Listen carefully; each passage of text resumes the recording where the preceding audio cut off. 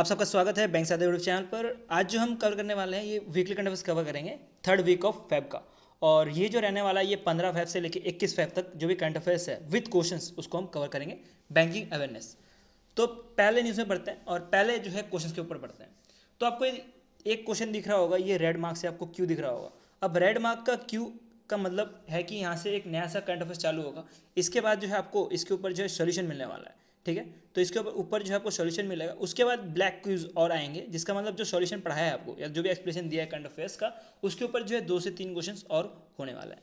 तो पहला जो क्वेश्चन है वो है, आरबीआई ने लिफ्ट किया रिस्ट्रिक्शन ऑन विच बैंक। कौन से बैंक के ऊपर जो है आरबीआई ने लिफ्ट किया रिस्ट्रिक्शन, जिसकी वजह से जो भी नए कस्टमर है उनको ऑनबोर्ड कर दिया गया है फ्रॉम ऑनलाइन या तो जो मोबाइल बैंकिंग चैनल है उसके द्वारा। तो इसका आंसर आपको देना है। इसका ऑप्शन आपको ए मिलेगा जो कि आईसीआईसी बैंक है, दूसरा एचडीएफसी बैंक, तीसरा है एक्सिस बैंक, चौथा है कोटक महिंद्रा बैंक और पांचवा है इंडसइंड बैंक। तो इसका आंसर बताइए क्या हो सकता है। तो इसका आंसर सीधा जो है कोटक महिंद्रा बैंक है और इसके ऊपर जो है हम एक्सप्लेनेशन कवर करते हैं। तो इसमें आप देख सकते हो कि टोटल 3 न्यूज़ है जिसको मैंने एक साथ ही कवर किया हुआ है। और इसमें से जो पहला न्यूज़ है कि आरबीआई ने लिफ्ट किया restriction on previously imposed on Kotak Mahindra bank. तो कोटक महिंद्रा बैंक के ऊपर रिस्ट्रिक्शन लगाई गई थी कि ये जो है नए कस्टमर जो है ऑनबोर्ड नहीं कर सकते। तो अब जो है इनके ऊपर जो रिस्ट्रिक्शन हटा दी गई है। और ये रिस्ट्रिक्शन कब लगाई गई थी, ये 24 अप्रैल 2024 के में लगाई गई थी अंडर दी सेक्शन 35A के अंतर्गत। और ये क्यों लगाई गई थी कि इन्होंने जो है सीरियसली जो आईटी रूल और रेगुलेशंस रहते हैं उनको वॉलेट किया था, जिसके अंतर्गत जो है इनके ऊपर ये रिस्ट्रिक्शन लगाई गई थी। और अब जो है ये रिस्ट्रिक्शन हटा के दी गई है, जिसकी वजह से जो बैंक है इनको अलाउ कर दिया गया कि ये नए कस्टमर भी ऑनबोर्ड कर सकते हैं और ये कर पाएंगे थ्रू देयर ऑनलाइन या तो जो बैंकिंग चैनल है उसके द्वारा। ठीक है, इसके साथ ही आपको 2 न्यूज़ और कवर करने हैं और ये 2 न्यूज़ भी आपको इस स्लाइड में मिलने वाला है। तो पहला है कि आरबीआई ने एक्सटेंड कर दिया है वर्करेज लिमिटेड का ऑथेंटिकेशन, कि वर्करेज लिमिटेड अब जो है अपना खुद का जो है वाइट लेवल एटीएम बना पाएगा इंडिया में। अब ये वाइट लेवल एटीएम होता क्या है हम उसको समझते हैं। अब वाइट लेवल एटीएम्स वो एटीएम्स होते हैं जिनका खुद का बैंक नहीं होता, जो थर्ड पार्टी बैंक्स होती है। इसका एग्जांपल आप हिताची ले सकते हो। हिताची ऐसा बैंक है, ऐसा एटीएम है जो कि वाइट लेवल एटीएम की तरह से माना जाता है, जिसका कोई खुद का ब्रांच नहीं है। ऐसा नहीं कि हिताची ने जो है एसबीआई का ब्रांच खोल के बैठा हो, ये जो है खुद का जो है एटीएम स्टैब्लिश कर पाता है। और ऐसे एटीएम्स को जिसका खुद का ब्रांच नहीं होता उसको बोला जाता है वाइट लेवल एटीएम्स। तो जो भी वर्करेज लिमिटेड है इनको अलाउ कर दिया कि ये जो है मार्च 31 2026 तक जो है इनको अलाउ कर दिया गया कि ये वाइट लेवल एटीएम जो है स्टैब्लिश कर सकते हैं। और ये क्यों किया गया है कि जो भी वर्करेज लिमिटेड है इनका प्लान है कि 2030 तक जो है 15,000 जो है वाइट लेवल एटीएम स्टैब्लिश कर देंगे। तो इसी के अंतर्गत जो है आरबीआई ने ये एक्सटेंशन किया गया है। उसके बाद आरबीआई ने रिस्ट्रिक्ट किया गया है न्यू कोऑपरेटिव बैंक का, कि न्यू कोऑपरेटिव बैंक के ऊपर कुछ रिस्ट्रिक्शन लगाई गई है। ये रिस्ट्रिक्शन क्यों लगाई गई है, क्योंकि इन्होंने जो लोन्स और जो एडवांसेस रहती है वो सही से फॉलो नहीं किया आरबीआई के नॉर्म्स के हिसाब से। तो इनके ऊपर जो है टोटल 6 महीने की रिस्ट्रिक्शन लगाई गई है और ये जो रिस्ट्रिक्शन 13 फेब से जो है चालू होने वाली है। ठीक है, और 13 फेब के बाद देखा जाएगा कि ये इन्होंने अच्छा काम किया है कि नहीं, और उसके बाद जो है इनके ऊपर वापस से रिव्यू होगी और उसके ऊपर जो है रिस्ट्रिक्शन हटानी है कि नहीं आरबीआई उसके ऊपर डिसाइड करेगा। अब ये जो रिस्ट्रिक्शन लगाएगी ये लगाएगी सेक्शन 35A के अंतर्गत, जो कि बैंकिंग रेगुलेटरी एक्ट है उसके अंतर्गत ये चीज़ लगाई है। ठीक है, तो आपको 2 चीज़ यहाँ पे आपको दिख रही होगी कि ये जो कोटक महिंद्रा बैंक के ऊपर लगाई गई है या तो न्यू इंडिया कोऑपरेटिव बैंक के ऊपर लगाई गई है, ये जो है 35A के अंतर्गत जो है ये रिस्ट्रिक्शन लगाई गई है। तो ये देखते हैं हम, अब इसको कवर करते हैं। तो इसको जो भी आपको पढ़ा है उसके ऊपर जो क्वेश्चंस अब कवर करते हैं। तो ये आपको मिलेगा कि under which section of the banking regulatory act. तो इसमें आपको ये बताना है कि कौन से रेगुलेटरी एक्ट के अंतर्गत जो कोटक महिंद्रा बैंक और न्यू इंडिया कोऑपरेटिव बैंक के ऊपर जो है पेंडे लगाई गई रिस्ट्रिक्शन लगाई गई बाई आरबीआई, ये चीज़ आपको बतानी है।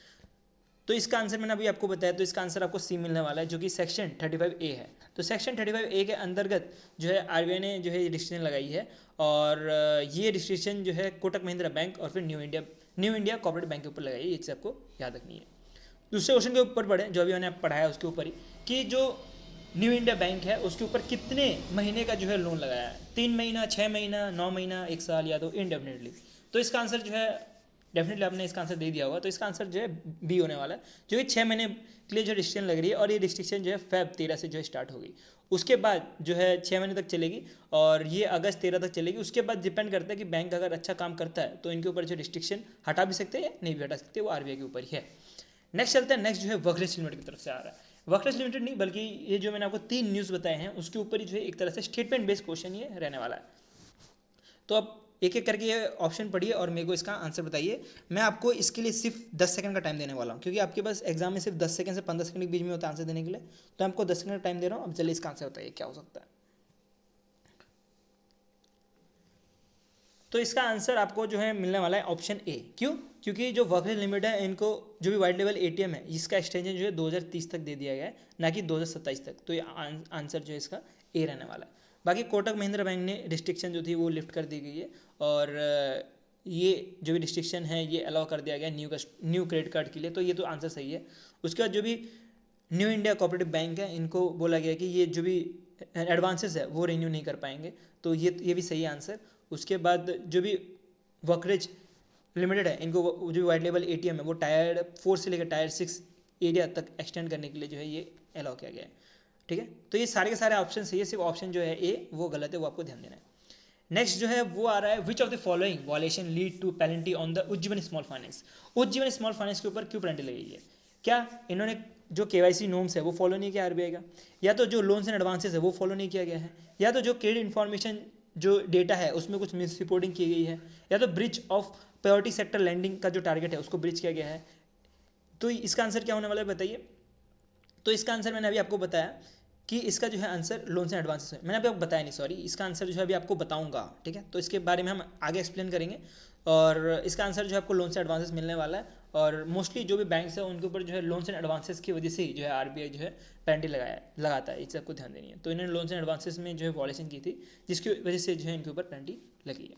तो इसके बारे में पढ़ें तो न्यू इंडिया कोऑपरेटिव बैंक, इसके ऊपर मैंने आपको ऑलरेडी पढ़ाया है, और इनके ऊपर जो है सेक्शन 35A के अंदर जो है पेनल्टी लगाई गई थी, वही वाला न्यूज़ जो मैंने आपको ऑलरेडी पढ़ाया कि 6 महीने के लिए जो पेनल्टी लगाई गई थी, और वही जो है मैंने आपको टेबल फॉर्म में भी प्रोवाइड कर दिया गया है। तो आपने देखा कि उज्जीवन स्मॉल फाइनेंस बैंक के ऊपर जो पेनल्टी लगाई है वो लगाई गई है फॉर लोन्स एंड एडवांसेस के लिए, और कितने लाख की लगाई गई है? 6.70 लाख की पेनल्टी लगाई गई है।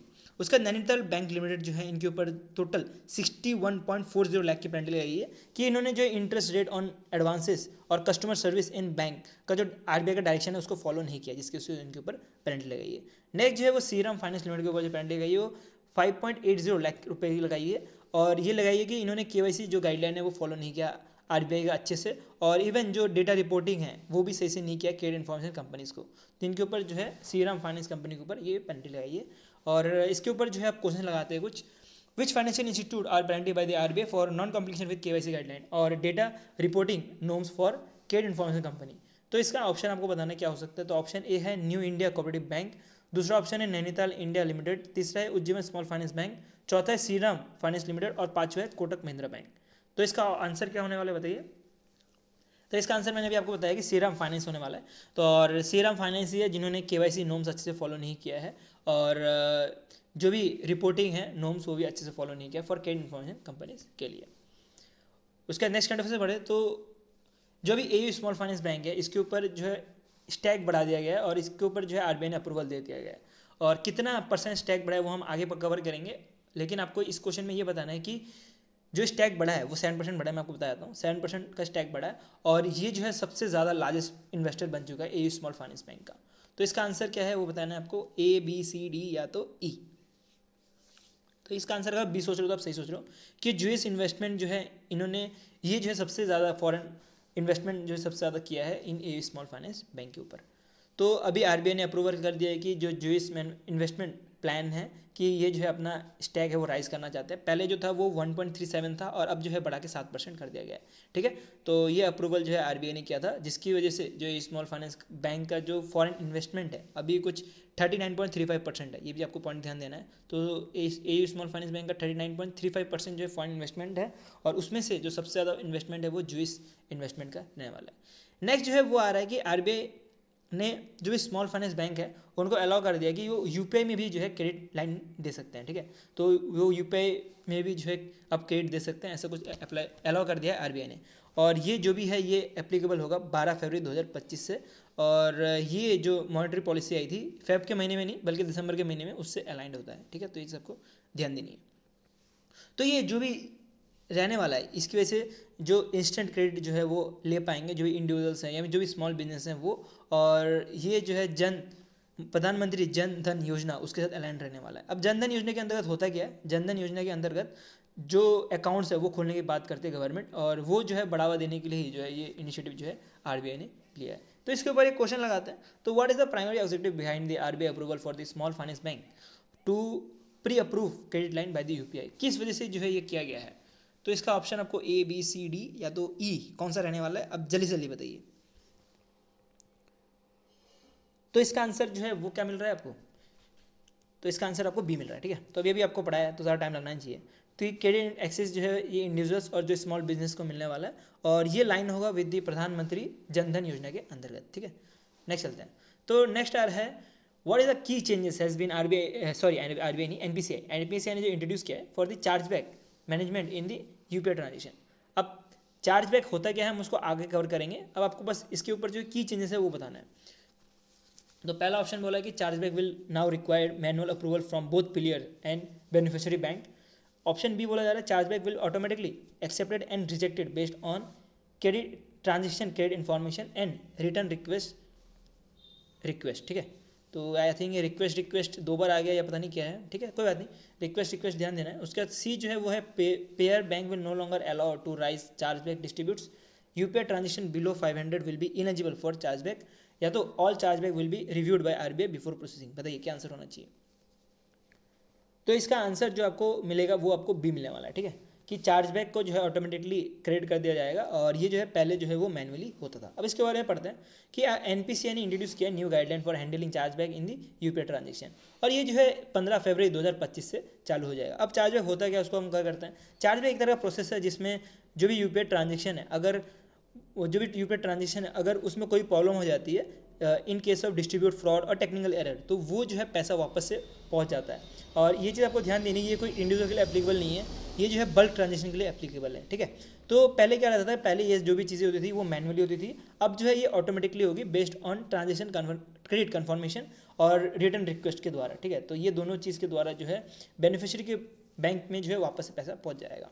अब मैंने ऐसा को बताया कि इंडिविजुअली नहीं रहता, ये जो है बल्क ट्रांजेक्शन के लिए रहेगा। उसके साथ ही जो unified distribute and issue resolution process है उसके लिए ये एप्लीकेबल है, ये दो चीज़ के लिए एप्लीकेबल है। ठीक है, और चार्जबैक होने की वजह से क्या रहेगा, जो बैंक जो मैनुअली करती थी अब वो ऑटोमेटिकली होगा, जिसकी वजह से बैंक जो है अपना काम जो है फास्टली कर पाएगी। ठीक है, तो इसके ऊपर कुछ क्वेश्चन और लगा लेते हैं। अब चार्जबैक होता क्या है, मैंने अभी आपको बताया चार्जबैक होता क्या है, तो इसके ऊपर आपको बताना है क्या इसका आंसर होने वाला है। मैं आपको इसका टोटल 10 सेकंड दे रहा हूँ, बताइए क्या आंसर होगा। तो इसका जो आंसर आपको मिलने वाला है वो मिलेगा ऑप्शन ए, कि एक तरह का प्रोसेस है जिसमें जो भी पैसा है वो रिवर्स हो जाता है, और ये होता है ड्यू टू जो डिस्ट्रीब्यूट हो गया या फ्रॉड हो गया या टेक्निकल एरर हो गया, कोई भी चीज़ें हैं उसके से यूपीआई में कोई भी ट्रांजेक्शन में अगर ये सब प्रॉब्लम हो जाती है जिसके से जो भी पैसा है वो वापस से अगर बेनिफिशियरी के अकाउंट में पहुंच गया तो उसको बोला जाता है चार्जबैक।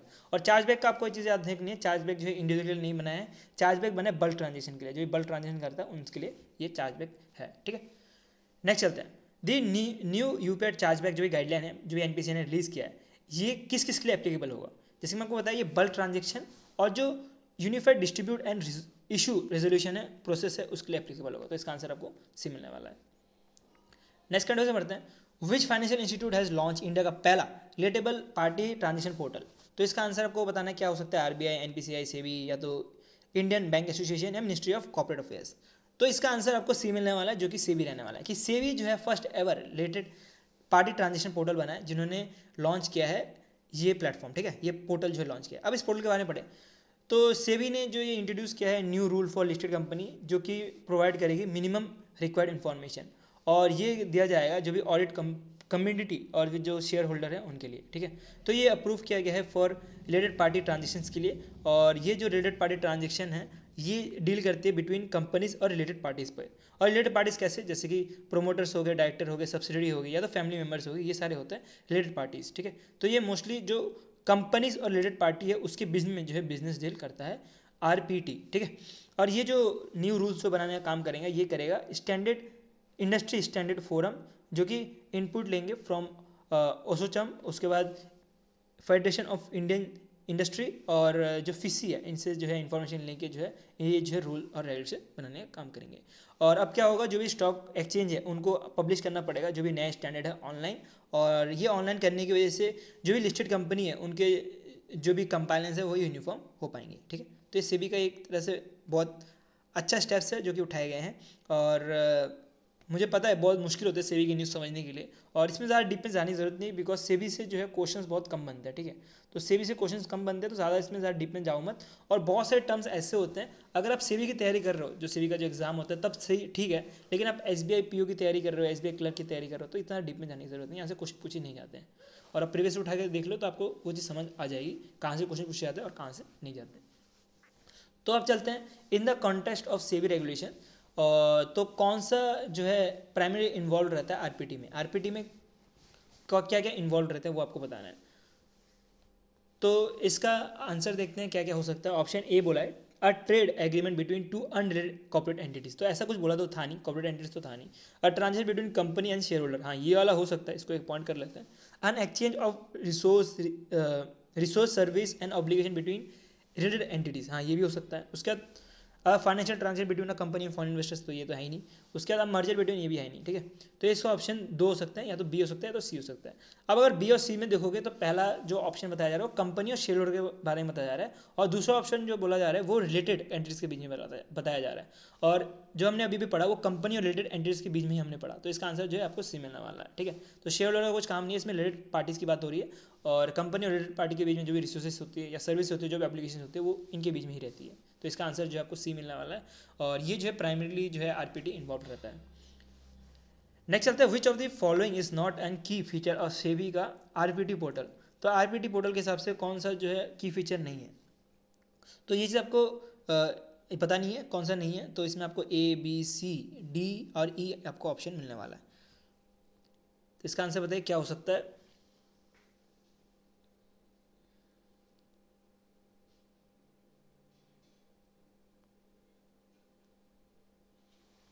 कौन सा की फीचर नहीं है आरपीटी का।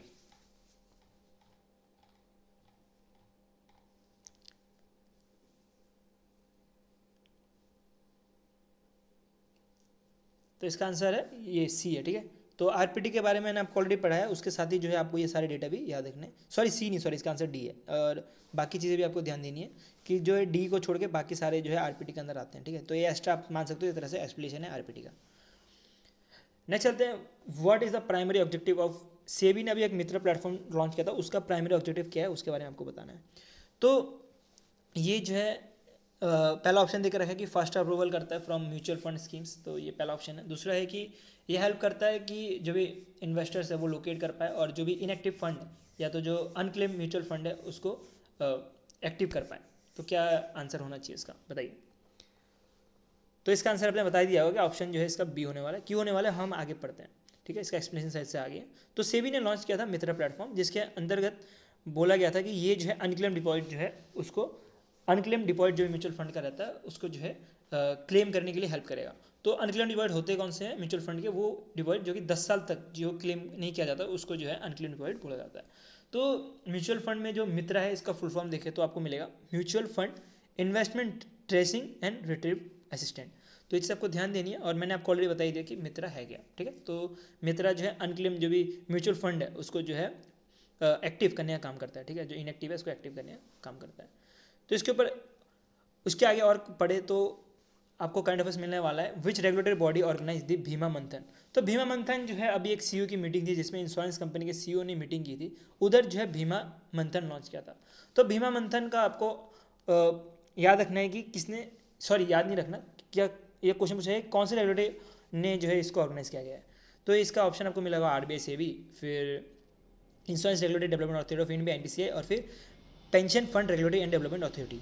तो इसका आंसर जो है आपको सी मिलने वाला है कि जो insurance regulatory and development authority of India है इन्होंने जो है ये भीमा मंथन लॉन्च किया है। और इसका काम क्या रहने वाला है हम उसको आगे एक्सप्लेन करेंगे, और इसके साथ ही जो है कुछ और क्वेश्चन भी लगाएंगे। तो जैसे कि मैंने आपको बताया कि insurance regulatory development authority of India का भी 9th एडिशन ऑफ भीमा मंथन हो रहा था, जिसके अंतर्गत जो भी इंश्योरेंस के जो सीईओ हैं, इंश्योरेंस कंपनी के सीईओ हैं, उनकी एक क्वार्टरली मीटिंग होती है।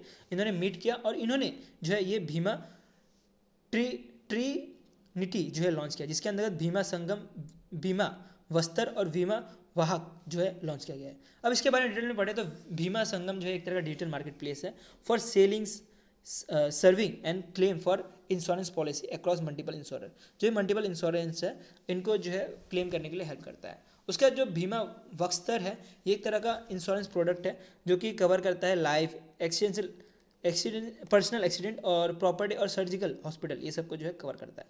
नेक्स्ट जो है बीमा भाग। बीमा भाग एक तरह का वुमेन सेंट्रिक है, ये से ध्यान देने की, ये वुमेन सेंट्रिक जो है लॉन्च किया बीमा भाग। ये तीनों के बीच में समराइज करूँ तो बीमा संगम जो है वो एक तरह से मार्केट प्लेस है जिसमें जो भी पॉलिसी होल्डर है या तो जो भी कस्टमर या जो भी पॉलिसी बेच रहा है उसके बीच में एक तरह का डिजिटल प्लेटफॉर्म होने वाला है।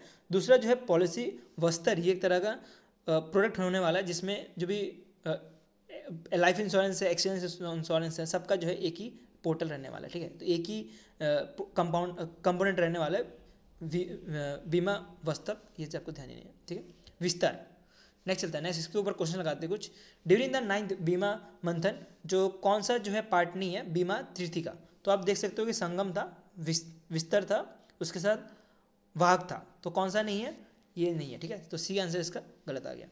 नेक्स्ट चलते हैं, what is the purpose of newly launch बीमा संगम। तो बीमा संगम का क्या काम रहने वाला है, जैसे मैं आपको बताया कि बीमा संगम का काम क्या है, बताइए। तो बीमा संगम जो है एक तरह का सेंट्रलाइज इंश्योरेंस मार्केट प्लेस रहने वाला है जिसके अंतर्गत जो भी पॉलिसी परचेज करने वाले हैं या क्लेम करने वाले हैं उनके लिए जो है एक तरह से डिजिटल प्लेटफॉर्म की तरह काम करेगा। ठीक है, तो इसका आंसर क्या होने वाला है, तो इसका आंसर आपको बी मिलने वाला है। ठीक है, नेक्स्ट चलते हैं। तो नेक्स्ट क्वेश्चन है, साउथ इंडिया बैंक ने अभी एक क्विक एफडी स्कीम लॉन्च किया था जिसके अंतर्गत अलाउ कर दिया था कस्टमर को कि वो जो है फिक्स्ड डिपॉजिट ओपन कर सकते हैं without opening which of the following. क्या ओपन बिना किए जो है फिक्स्ड डिपॉजिट ओपन कर सकते हैं, तो पहला ऑप्शन को पैन कार्ड मिल रहा होगा, फिर इंटरनेट बैंकिंग, फिर यूपीआई एक्सेस, फिर सेविंग अकाउंट, उसके बाद केवाईसी वेरिफिकेशन। तो बताइए क्या आंसर होना चाहिए इसका। तो इसका आंसर जो है आपको मिलने वाला है सेविंग अकाउंट, कि सेविंग अकाउंट के बिना भी जो है क्विक एफडी जो है स्कीम लॉन्च कर सकते हैं और ये जो है क्विक एफडी स्कीम जो है खरीद सकते हैं और ये जो है लॉन्च किया गया है बाई साउथ इंडिया बैंक। ठीक है, ये चीज़ आपको ध्यान देनी है। नेक्स्ट चलते हैं, एक एलआईसी ने one man office platform launch किया, तो इसका प्राइमरी ऑब्जेक्टिव क्या है वो बताना है आपको। तो इसका ऑप्शन ए है, ये एक तरह का सेंट्रलाइज प्लेटफॉर्म है for the customer to compare LIC policy. क्या एलआईसी पॉलिसी कंपेयर करने के लिए जो है एक तरह से सेंट्रलाइज प्लेटफॉर्म लॉन्च किया गया है।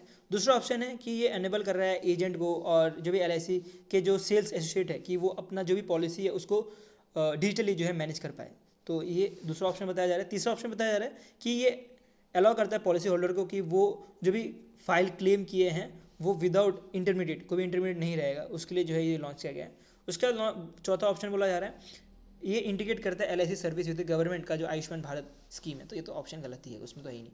तो fertility automatic loan distribute against जो भी एलआईसी का पॉलिसी है उसके अंतर्गत जो ऑटोमेटिक जो है लोन डिस्ट्रीब्यूट है उसके लिए जो है वन मैन ऑफिस लॉन्च किया गया है। तो इसका आंसर अगर आपने अब तक दे दिया होगा तो आपने बी दे दिया होगा, सही होगा। और ये जो है एक तरह से एलआईसी एजेंट और जो सेल्स एसोसिएट है उनके लिए लॉन्च किया है कि ये जो है अपना जो भी पॉलिसी सेल कर सकते हैं, सेल या तो मैनेज कर सकते हैं डिजिटली। ठीक है, तो इसीलिए जो है ये प्लेटफॉर्म लॉन्च किया गया है। इसके बाद नेक्स्ट जो है करंट अफेयर्स आ रहा है कि पालकुल डैंग हाइड्रो प्रोजेक्ट जो है कुछ बनाया जा रहा है जिसके अंतर्गत 2147 करोड़ रुपए देने की काम करेगी और ये कहाँ पे बन रहा है ये आपको बताना है। तो इसका आंसर आपको मिल रहा होगा सी। ठीक है, तो ये सी में जो है बनने जा रहा है। तो ये हो गया हमारा weekly current affairs third week of Feb का, और इसमें जो है मैंने बैंकिंग अवेयरनेस आपको करंट अफेयर्स के साथ जो है करंट अफेयर्स के साथ जो आपको एमसीक्यूज है वो भी हमको पूरा का पूरा करवा दिया है। ठीक है, और इसके साथ ही आपको और एमसीक्यूज चाहिए तो इसके साथ आपको और 20+ एमसीक्यूज जो है पीडीएफ में मिल जाएंगे, आप वहाँ से आप देख सकते हो। और वीडियो अच्छा लगा तो लाइक कर देना, ऐसे ही कंटेंट देखते रहेंगे सब्सक्राइब चैनल। अभी के लिए रखते हैं, thank you for watching this video.